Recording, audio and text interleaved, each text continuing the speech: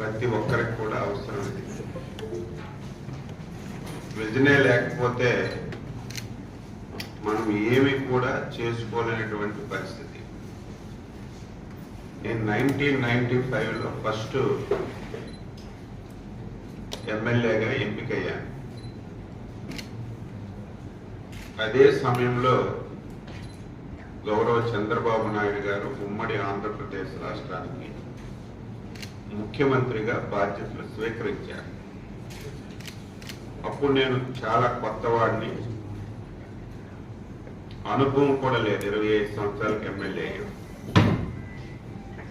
Day 1 నుంచి ముఖ్యమంత్రిగా చంద్రబాబు నాయుడు గారు 2020 అని ఒక విజన్ డాక్యుమెంట్ తయారు చేసి హైదరాబాద్ ఎలా ఉండాలి, ఆంధ్రప్రదేశ్ ఎలా ఉండాలి అనేది ఒక బుక్లెట్ రిలీజ్ చేస్తే నాలో నేనే నవ్వుకొని ఇది అమలు జరుగుతుందా, రాయడం ఈజీ, చెప్పడం ఈజీ, అమలు చేయడం చాలా కష్టం అని చెప్పి నాలో నేనే నమ్మినటువంటి పరిస్థితి లేదు. డే 1 నుంచి ఫాలో అవుతున్నాం. రోజు రోజు గడుస్తుంది, సంవత్సరాలు గడుస్తుంది. ఈ రోజుకి 25 సంవత్సరాలే. బుక్ కావాలంటే మన దగ్గర ఉంది, ప్రతి ఒక్కరికి ఇవ్వచ్చు. ఆ రోజు చంద్రబాబు నాయుడు గారు 2020 హైదరాబాద్ ఏ విధంగా ఉండాలని ఒక విజన్ డాక్యుమెంట్ రిలీజ్ చేశారో ఈ రోజుకి యాజ్ ఇట్ ఈజ్ గా ఆయన ఊహకి ఏదైతే అనుకున్నారో ఆ రకంగా ఈరోజు ఒక నగరాన్ని తయారు చేసి దేశంలోనే ప్రపంచంలోనే ఒక అగ్రగామి నగరంగా హైదరాబాద్ తయారైన విషయాన్ని ఒకసారి నేను గుర్తు చేసుకుంటున్నాను. దానికి కంటిన్యూషన్ గా ప్రభుత్వాలు కొనసాగించాయి కాబట్టి మనం దాన్ని సాధించుకోగలిగాం. దురదృష్టవశాత్తు రాష్ట్రం విడిపోయింది, మనకి సపరేట్ గా ఆంధ్రప్రదేశ్ రాష్ట్రం వచ్చింది. కష్టాల్లో మనం 2014లో కొత్త రాష్ట్రం నుంచి పాలన ప్రారంభించినప్పటికీ కూడా ఒక నమ్మకం, విశ్వాసం అయితే అందరిలో ఉండేది. ఎందుకంటే ఒక సమర్థవంతమైనటువంటి నాయకుడు మళ్ళీ ఈ కొత్త రాష్ట్రానికి వచ్చారు. ఆయన నాయకత్వంలో కొత్త ఆంధ్రప్రదేశ్ కూడా తొందరగా అభివృద్ధి జరుగుతుంది, పేదరికం పోతుంది అని ఆలోచన చేసి కార్యక్రమాలన్నీ కూడా మొదలు పెట్టాం. ఆ రోజు కూడా ఒక డాక్యుమెంట్, విజన్ డాక్యుమెంట్ రిలీజ్ చేశాం. 2019కి రాష్ట్రం ఎలా ఉండాలి, 2029కి ఈ రాష్ట్రం ఎలా ఉండాలి, 2047 స్వతంత్రం 100 సంవత్సరాలకి ఏ విధంగా ఉండాలనేది ఆ రోజు కూడా ఒక డాక్యుమెంట్ రిలీజ్ చేసి మనం కార్యక్రమాలన్నీ ప్రారంభించాం. దురదృష్టవశాత్తు ప్రభుత్వం కంటిన్యూషన్ ప్రోగ్రామ్ లేకపోవడం వల్ల మళ్ళీ యాజ్ ఇట్ ఈజ్ గా ఈరోజు మనం ఈ రాష్ట్రంలో తయారైన విషయాన్ని ఒకసారి మనందరం కూడా గుర్తు చేసుకోవాలి. అయితే మళ్ళీ ఈరోజు విజన్ డాక్యుమెంట్ గురించి మనం మాట్లాడుకుంటున్నాం. ఇది కేంద్రంలో ఏర్పడినటువంటి ఎన్డీఏ ప్రభుత్వం. ఇప్పటికే దేశం 3వ స్థానంలో ఉంది. మనందరం కృషి చేస్తే అతి తక్కువ సమయంలోనే దేశం ప్రపంచంలోనే మొదటి స్థానంలోకి రావడానికి అవకాశాలు అన్నీ ఉన్నాయి. అందుకే కేంద్ర ప్రభుత్వం కూడా వికసిత్ భారత్ అనే పేరుతో ఒక ప్రోగ్రామ్ ని, ఒక విజన్ డాక్యుమెంట్ ఇచ్చి ముందుకెళ్తుంది. అదే సమయంలో మన ముఖ్యమంత్రి చంద్రబాబు నాయుడు గారు చాలా సార్లు దీని మీద డిస్కస్ చేశాం. వికసిత్ ఆంధ్రప్రదేశ్ అంటే ఇంకొక పేరని చాలా సార్లు ఆలోచన చేస్తే మన పాత నేమ్ కూడా ఉంది, స్వర్ణ ఆంధ్రప్రదేశ్. 2047కి మన రాష్ట్రం ఏ విధంగా ఉండాలి, జిల్లాలు ఏ విధంగా ఉండాలి, మండలాలు ఏ విధంగా ఉండాలి, గ్రామాలు ఏ విధంగా ఉండాలి అనేది మనం కూడా ఒక డాక్యుమెంటేషన్ తయారు చేసి ప్రణాళికాబద్ధంగా ముందుకి వెళ్తే బాగుంటుందని చెప్పి రాష్ట్ర ప్రభుత్వం ఈ నిర్ణయం తీసుకుంది. దీన్ని ఆగస్టు 15కి మనం రిలీజ్ చేయాలనుకున్నాం. కానీ మళ్ళీ అందరం ఆలోచన చేసి ఇదేదో మనం కూర్చొని ఒక రూమ్లోనే కాకుండా ఈ రాష్ట్రంలో ఉన్నటువంటి అందరి అభిప్రాయాలు, రైతుల అభిప్రాయాలు, స్టూడెంట్స్ అభిప్రాయాలు, పారిశ్రామికవేత్తల అభిప్రాయాలు, ఎవరైతే ఇంటలెక్చువల్స్ ఉన్నారో వాళ్ళందరి అభిప్రాయాలు, ప్రజాప్రతినిధుల అభిప్రాయాలు అన్నీ తీసుకొని ఈ డాక్యుమెంట్ మనం తయారు చేస్తే బాగుంటుందని చెప్పి ఒక నిర్ణయం తీసుకొని ఫేజ్డ్ మేనర్గా ఈ కార్యక్రమాలన్నీ కూడా చేస్తున్నాం. అందులో భాగంగానే ఈరోజు మనం ప్రజాప్రతినిధులతో ఈ సమావేశాన్ని పెట్టుకున్నాం. రాష్ట్రానికి సంబంధించి ఒక ఎత్తు అయితే మన శ్రీకాకుళం జిల్లా ఎవరు మాట్లాడినా వెనకబడిన జిల్లా, వలసలు వెళ్ళినటువంటి జిల్లా. ఇది 75 సంవత్సరాల నుంచి ఎవరు అధికారంలో ఉన్నా ఇదే మాట్లాడుతూ మనం వస్తున్నాం. దీనికి మనం ఎక్కడో ఒక దగ్గర ఫుల్ స్టాప్ పెట్టవలసినటువంటి అవసరం ఉంది. దానికి ప్రభుత్వాలు మనం సహకారం తీసుకొని స్థానికంగా ఉన్నటువంటి వనరుల్ని మనం చక్కగా ఉపయోగించుకోగలిగితే అన్నింటికంటే ఈ జిల్లా అగ్రగామిగా తయారవుతుందని ఒక విశ్వాసం, నమ్మకం నాకుంది. ఎప్పుడు మనం చూసినా, ఏ రివ్యూలో చూసినా శ్రీకాకుళం జిల్లా పెర్ క్యాపిటల్లో కానీ జీడిపిలో కానీ చిట్ట చివరి స్థానంలో ఉంటుంది. వలసల్లో విపరీతంగా వలసలు ఎక్కడికి వెళ్ళినా, ఈ దేశంలో ప్రపంచంలో ఎక్కడికి వెళ్ళినా శ్రీకాకుళం వాళ్ళు లేకుంటే ఎక్కడ ఉండదు. అలాగని చెప్పి మనకు వనరులు లేకపోతే మనం ఏం చేయలేము. కొన్ని ప్రాంతాలు ఉన్నాయి వనరులు లేవు, కానీ మనకి సుదీర్ఘమైనటువంటి తీర ప్రాంతం ఉంది, గలగల పారినటువంటి వంశధార, నాగావళి, బహుదా రివర్స్ ఉన్నాయి, కష్టపడి పనిచేసినటువంటి మానవ వనరులు ఉన్నాయి. ఇవన్నీ మనం ఉపయోగించుకుంటే 100% నాకు ఎటువంటి అనుమానం లేదు, తప్పనిసరిగా ఈ జిల్లాని అగ్రగామిలో నిలపడానికి అవకాశం ఉంది. ఇంకొకటి అదృష్టం ఏంటంటే మంచి టీం కూడా తయారైంది జిల్లాలో. ప్రజా కొత్త వాళ్ళు ఉన్నారు, అనుభవం కలిగిన వాళ్ళు ఉన్నారు, అధికార యంత్రాంగం కూడా ఏదో ఒకటి చేసి జిల్లాని అభివృద్ధి బాటలో నడపాలని ఒక తపనతో పనిచేసినటువంటి ఒక యంగ్ ఆఫీసర్స్ కూడా వచ్చారు. కాబట్టి ఇది ఒక సరైనటువంటి సమయం.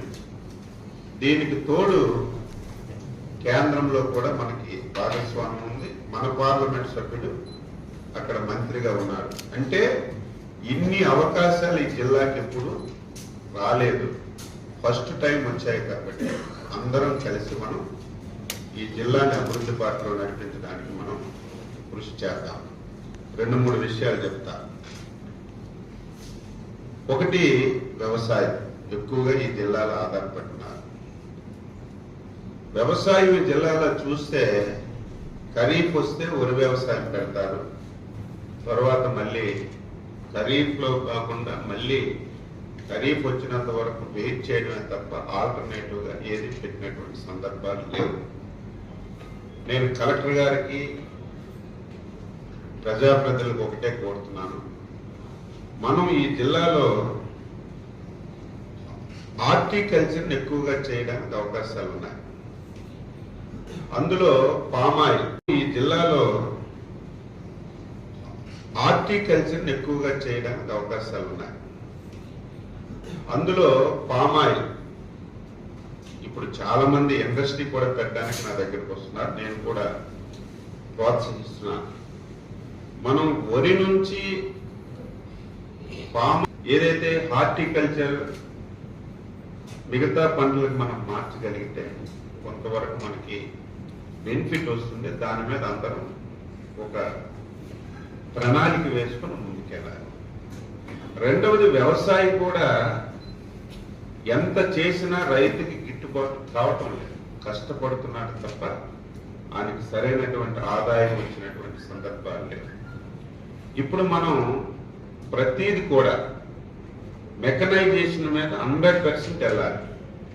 వ్యవసాయం మీరు చూశారు, డ్రోన్స్ అనేది చాలా కీ రోల్ ప్లే చేస్తుంది.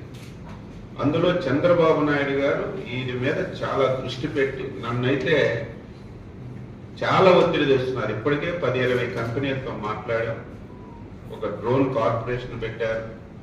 వ్యవసాయానికి 100% డ్రోన్స్ వాడడమే కాకుండా మిగతా దానికి కూడా డ్రోన్స్ మీద ఎక్కువ మొన్ననే మీరు చూశారు విజయవాడ.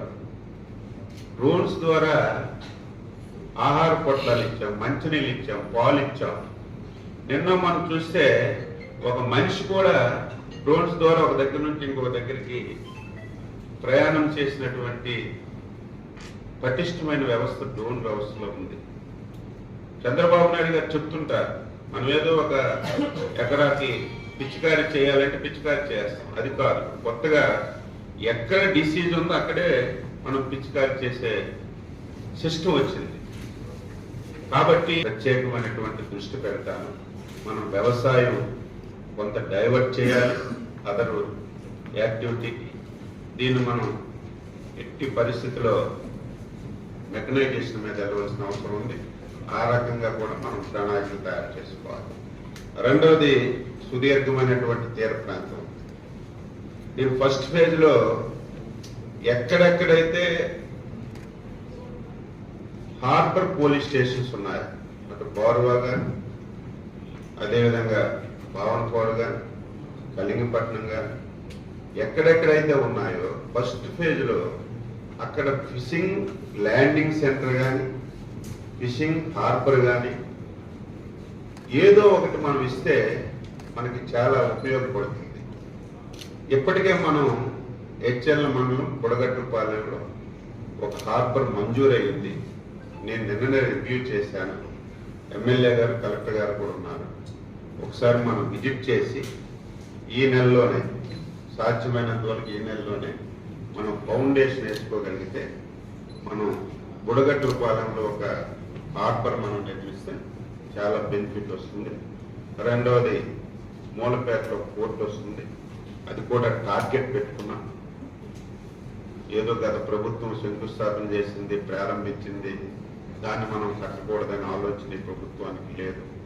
గతంలో అటువంటి పొరపాట్లే జరిగి మొత్తం రాష్ట్రం సర్వనాశనం అయింది. కాబట్టి ఆ పోర్టులో ఉన్న సమస్యలు కూడా మొన్నే నేను, కలెక్టర్ గారు కొంతవరకు పరిష్కరించాం. వాళ్ళు కూడా మన మీద కాన్ఫిడెన్స్తో ఉన్నారు. అది రేపు ఎల్లుండి ఒకసారి విజిట్ చేసి మళ్ళీ కొబ్బరికాయ కొట్టి మళ్ళీ పనులు ప్రారంభించి రేపు జూన్ 12 మనం ప్రమాణ స్వీకారం చేసిన 1 ఇయర్కి మొదటి షిప్ అక్కడ ల్యాండ్ అయ్యే విధంగా మేము కృషి చేస్తున్నాం. ఎప్పుడైతే మనం సీను వాడుకుంటామో, సీ కోస్ట్ వాడుకుంటామో మనకు బాగా బెనిఫిట్స్ వస్తాయి. అందులో మన అదృష్టం ఏంటంటే భోగాపురంలో కూడా ఒక ఎయిర్పోర్ట్ అవుతుంది. అందులో మూలపేట పోర్టు ఈరోజు మచిలీపట్నం పోర్టు కంటే ఎక్కువ బెనిఫిట్స్ ఉన్నాయని తెలుస్తున్నాయి. కాబట్టి మనం ఈ 2 మూలపేట పోర్ట్, అదేవిధంగా భోగాపురం ఎయిర్పోర్ట్ మధ్యలో అధ్యక్షులు అంటే మన ముఖ్యమంత్రి గారి దృష్టిలో కూడా పెట్టాం. ఒక ప్యారలల్ హైవే వేయమని చెప్పాం. ఆయన కూడా ఫస్ట్ ఫేజ్లో వైజాగ్ నుంచి భోగాపురంకి స్టడీ చేస్తున్నారు.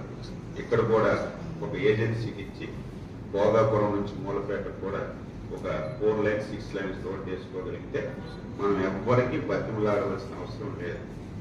ఆటోమేటిక్గా పరిశ్రమలు వస్తాయి.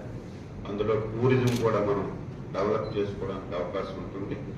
దీని మీద కూడా మనం కాన్సన్ట్రేషన్ చేద్దాం. మన కేంద్ర మంత్రి గారు కూడా రోజు గాబరా పెడుతున్నారు.